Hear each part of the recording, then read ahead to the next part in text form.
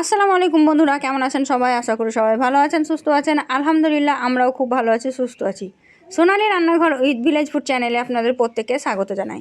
আজকে আমি একদম সুপার সফট মজাদার একটা কেকের রেসিপি নিয়ে চলে এসেছি। এই কেক রেসিপিটা কিন্তু সহজেই বাড়িতে তৈরি করা যায় আর খুবই সুন্দর হয় খেতে। এ তো দেখেই বুঝতে পারছেন যে কতটা সফট হয়েছে আর কতটা পারফেক্ট হয়েছে। তো আজকে আমি আপনাদের সঙ্গে এই কেকের রেসিপিটাই শেয়ার করব। আর এইরকম কেক একদম অল্প উপকরণে ঘরে তৈরি করে নিতে পারেন, বাজারে কেনার দরকার পড়বে না যদি এইভাবে কেক তৈরি করে নিতে পারেন। যখন খুশি তখন তৈরি করে খেতে পারেন।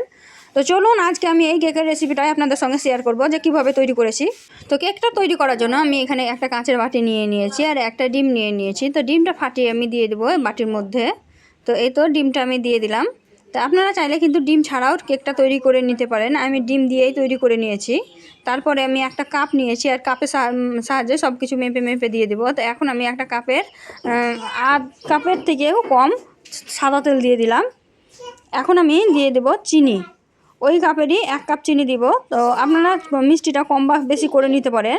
যেহেতু আমি 1.5 কাপ ময়দা তৈরি করব, তাই আমি 1 কাপ চিনি দিয়ে দিয়েছি। দিয়ে আমি এটা বিটারে বিট করে নিয়েছি। আপনারা চাইলে হাতেও তৈরি করে নিতে পারেন, কিন্তু আমি এটা বিটারে বিট করেছি। দেখতেই পাচ্ছেন কতটা সুন্দর একদম ফর্ম ভাব হয়েছে। হাতে তৈরি করলে একটু সময় লাগে আর বিটারেও কিন্তু খুব তাড়াতাড়ি হয়ে যায়।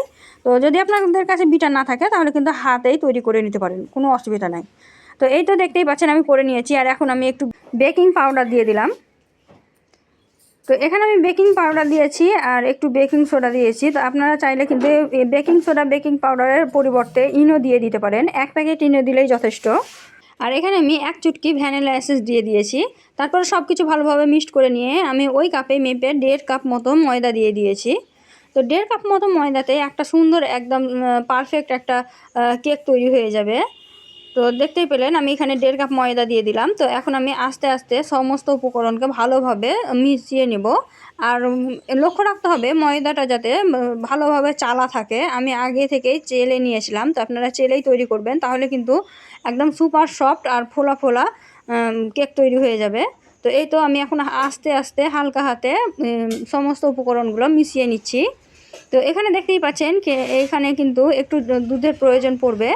তো আমি এই কাপেরই সব কম করে নিয়েছি দুধটা একটা থিকনেসটা দেখে দিতে হবে, তাই একসঙ্গে দিলে হবে না, অল্প অল্প করে দিয়ে ভালোভাবে মিশিয়ে নিতে হবে।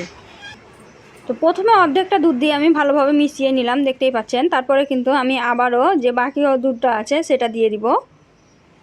তো এখানে আমার ছোট চামচে 3 থেকে 4 চামচ মতো দুধ লেগেছে, দেখতেই পাচ্ছেন। 4 চামচে মাপ করে দিলেই হবে। তো এই তো আমি ভালোভাবে সব কিছু উপকরণকে একসঙ্গে মিশিয়ে নিলাম আবারও। আর থিকনেসটা দেখেই বুঝতে পারছেন যে কেমন হবে। খুব পাতলাও হবে না, খুব ঘনও হবে না, মিডিয়াম একটা থিকনেস হবে। তো ব্যাটারটা আমার ভালোভাবে গুলানো হয়ে গেছে, দেখেই বুঝতে পারছেন। এই তো আমি দেখিয়ে দিলাম আপনাদেরকে। আর এইরকম একটা ব্যাটারি আমার দরকার কেক তৈরি করার জন্য।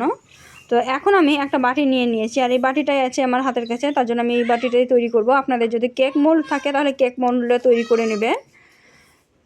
তো এখন আমি এটাকে একটু সাদা তেল দিয়ে চারিদিকে একটু ব্রাশ করে নেব।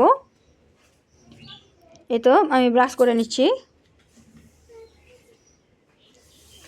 বাটিটাকে ভালোভাবে চারিদিকে ব্রাশ করে দিতে হবে, তেল ব্রাশ করে দেবে, তাহলে কিন্তু কেকটা সহজেই ছেড়ে আসবে, লেগে যাবে না। তো এই তো বাটিটা আমি ভালোভাবে তেল ব্রাশ করে দিলাম। আর ওইদিকে আমি একটা কাগজ কেটে রেখেছিলাম। এই তো সাদা একটা পাতলা কাগজ গোল করে কেটে রেখেছিলাম। এখন আমি এটা বসিয়ে সেট করে দেব। এই দেখুন ভালোভাবে আমি সেট করে দিলাম। তো কেক তৈরি করার জন্য বাটিটা আমার রেডি হয়ে গেছে। এখন আমি ব্যাটারটা এই বাটির মধ্যেই ঢেলে দেব।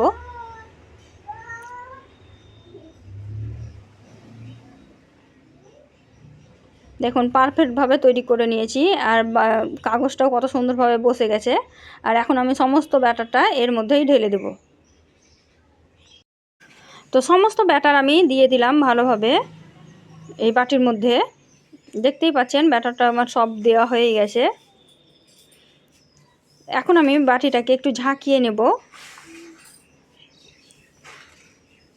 এই তো আমার পরিষ্কার করে দেওয়া হয়ে গেল। এখন বাটিটাকে ভালোভাবে ড্যাব ড্যাব করে ঝাঁকিয়ে নিতে হবে, নাহলে কিন্তু ভিতরে কিন্তু বাবলস থেকে যাবে, তখন কিন্তু ভিতরটা ফুলবে না, ফুলতে চাইবে না, আর কেকটাও দেখতেও ভালো হবে না। আর এদিকে আমি গ্যাসে আগে থেকেই কড়াই বসিয়ে দিয়েছিলাম গরম করতে কেকটা বসানোর জন্য। তো এখন আমি এই কড়াইয়েই কেকটা হতে দেব।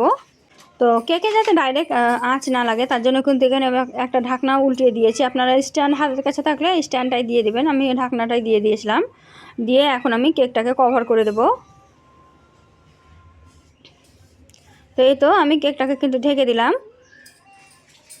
আর ওই যে সামনে দেখতে পাচ্ছেন একটু ছোট্ট ছিদ্র আছে, ওইটাকে কিন্তু আমি বন্ধ করে দেবো, নাহলে কিন্তু জলীয় বাষ্প আকারে জল জমে ওই কেকের ওপরে পড়বে, তখন কিন্তু সুন্দর হবে না আর ভাপটা পুরোটাই বেরিয়ে যাবে। তো তার জন্য কিন্তু এটা ঢাকা অবশ্যই জরুরি, ওটা ঢেকে দিতে হবে। তো এই তো আমি ফুটাটা বন্ধ করে দিলাম। তো এখন আমি 40 থেকে 45 মিনিট অপেক্ষা করব কেকটা হওয়ার জন্য। তো 40 থেকে 45 মিনিট যদি কেকটা বেক করা হয় তাহলেই কিন্তু সুন্দরভাবে কেকটা হয়ে যাবে। এই তো আমি এখান থেকে দেখিয়ে দিলাম আপনাদেরকে, এই তো বসিয়ে।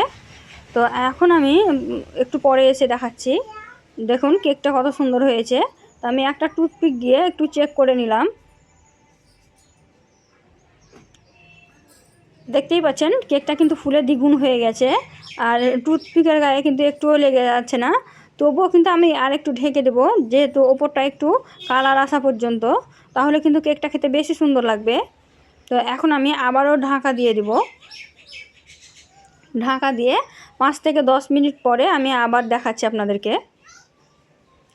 তো এই তো 5 থেকে 10 মিনিট পরে আমি আবারও চেক করে আপনাদেরকে দেখাচ্ছি। আর কালারটা দেখুন অনেকটা চেঞ্জ হয়ে গেছে, আর একটু টুথপিকের গায়ে কিছুই লেগে নাই, সুন্দর হয়েছে, একদম পরিষ্কার বেরিয়েছে। তার মানে আমার কেকটা একদম পারফেক্টভাবে হয়ে গেছে। এখন আমি কেকটাকে নামিয়ে ঠান্ডা করে নেব। তো এটা দেখতেই পাচ্ছেন আমি কেকটাকে কিন্তু নামিয়ে নিয়েছি। এখন ঠান্ডা করে চারিপাশটা খুলে একটা প্লেটে নিয়ে নেব।